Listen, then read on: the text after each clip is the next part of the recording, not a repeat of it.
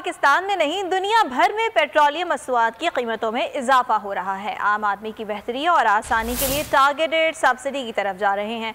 वजीर खजाना शौकत तरीन की वाशिंगटन में न्यूज़ कॉन्फ्रेंस कहा, मौजूदा हुकूमत मौशी पसमानदा तबके को ऊपर उठाने की सोच के साथ सूद से पाक कर्जा स्कीम भी ला रही है।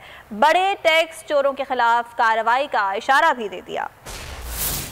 पेट्रोलियम मसनूआती कीमतों में इजाफा पूरी दुनिया का मसला है। हर घर की आमदनी कितनी है, डाटाबेस आ गया। 40% आबादी को आटा, दाल और चीनी समेत मुख्तलिफ अशिया पर टारगेटेड सब्सिडी देंगे। वज़ीर ख़ारिजा शौकत तरीन ने वाशिंगटन में न्यूज़ कॉन्फ्रेंस में ऐलान कर दिया।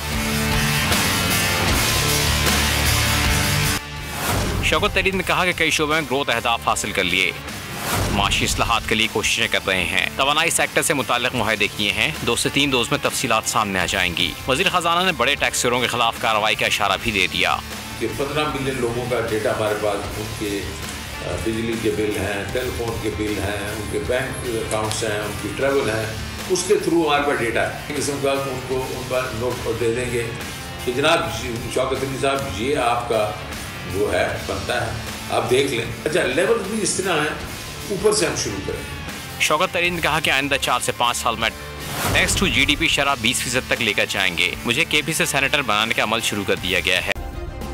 सब्सक्राइब करें और बेल दबाएं ताकि कोई खबर रह न जाए।